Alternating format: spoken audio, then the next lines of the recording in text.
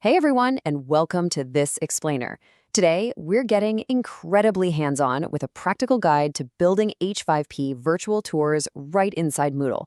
If you've ever looked at a course page and thought, man, my learners really just need to see the room to understand this, well, you are absolutely in the right place. We're going to explore exactly how to build an immersive experience that lets your learners discover and interact with content in a simulated physical space. Okay, let's dive into this. Have you ever noticed how sometimes a Moodle page can feel, well, kind of flat? Especially when the subject matter is deeply tied to a physical location.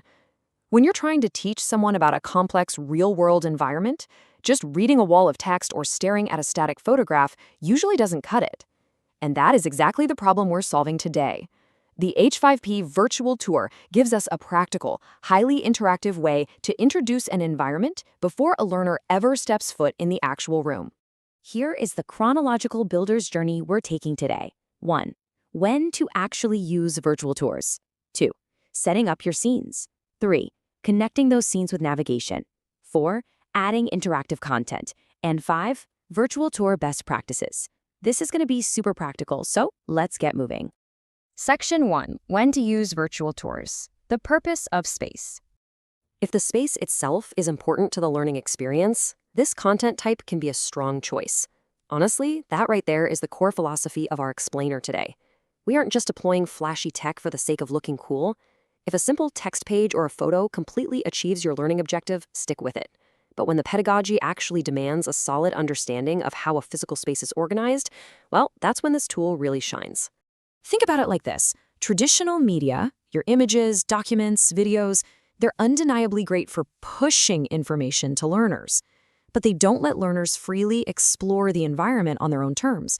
A virtual tour completely flips that dynamic. It empowers learners to navigate the space themselves, choosing where to look, what to investigate, and which interactive elements to click on, completely at their own pace. And this brilliantly illustrates exactly where this tool becomes a real game changer. We're talking laboratories, hospitals, museums, sprawling campuses, manufacturing facilities, construction sites, and of course, safety training. The common denominator across all these use cases, the learner has to grasp a physical workflow or location. Just imagine letting a new employee wander through a manufacturing facility or safety protocol zone, getting a really rich sense of the space before their first actual shift. Section 2, setting up your scenes, building the foundation. All right, time to put on our builder hats. Creating the foundation of a virtual tour is actually pretty straightforward. Step 1, you just add an H5P activity and select Virtual Tour 360.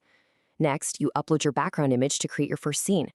Now, the great thing here is that this can be a standard 2D image or a full 360-degree equirectangular image, which is the magic that lets learners pan around in every direction. Finally, you define that starting camera position. And actually, let's pause on that starting camera position for a second because it's a vital detail.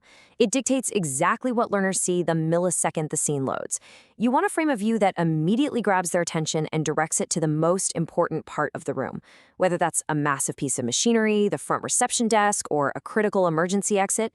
Framing that initial view immediately grounds the learner and tells them, hey, focus right here. Section 3, connecting scenes with navigation, mapping the routes. Because having beautifully staged rooms is awesome, but scenes do not connect themselves. You're going to use go-to-scene hotspots to move learners from point A to point B. Think of these as the doorways or even the teleportation pads of your virtual world. For example, a learner starts in the reception area. They click a strategically placed hotspot, and boom, they seamlessly transition into the laboratory. You hold the keys to exactly how these rooms connect. Which brings us to a massive design decision for your course: free exploration versus a guided pathway. A free exploration model is fantastic for general orientation. It's like giving them the keys to the building to wander around in whatever order they want.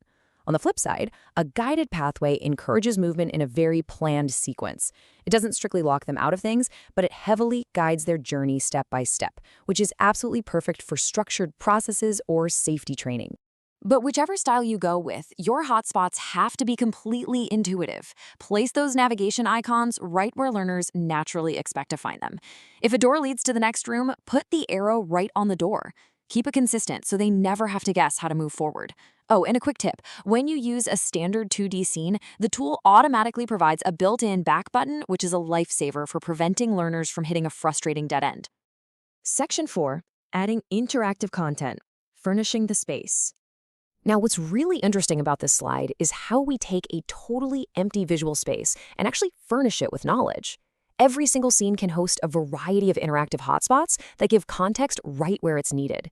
You can embed explanatory text, pop-up images, audio clips, videos, external links, and even interactive questions.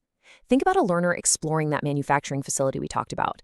They can click directly on a piece of heavy equipment and immediately watch a video on how to operate it safely. And those interactive questions? Absolutely crucial. Learners can actually answer a question directly within the scene to check their understanding before they continue wandering around. It is an amazing way to turn passive observation into an active cognitive check. It keeps them totally grounded in the material, ensuring they're absorbing the facts within the actual physical context of the room. Section 5. Virtual Tour Best Practices, the final walkthrough. Before you hit publish and send this out to your learners, you've got to polish the design so the experience is seamless. First rule, don't overcrowd the space. Too many hotspots just clutter the environment. Keep your icons consistent and keep your text concise. Nobody wants to read a novel while they're trying to look around a room. Also, always use high-quality, properly aligned images. A blurry 360-degree photo is just going to make the navigation clunky and, honestly, a bit dizzying. Finally, and I cannot stress this enough, do a final walkthrough from the learner's perspective. Test everything. Make sure every scene actually loads, verify every single navigation link goes to the right destination, and confirm that your learners can't accidentally trap themselves in a virtual broom closet. You also want to check that your hotspots have good contrast against the background, so those key interactions don't just blend into the wallpaper. So, the crucial point is this. When your learners truly need to understand how a physical space is laid out, or they need to explore it independently, standard flat media sometimes just falls short. The H5P Virtual Tour tool gives you a practical, highly credible way to introduce that exact environment before they ever show up in person. It creates a much more meaningful, confident, and prepared learning experience. I'll leave you with this final question to chew on as you look at your own Moodle courses. Is there a physical environment, a specific lab, a tricky workspace, or a safety-sensitive zone that your learners absolutely need to understand before they encounter it in real life? If so, well, you've now got the exact blueprint to build it. Thanks so much for joining me on this explainer, and happy creating.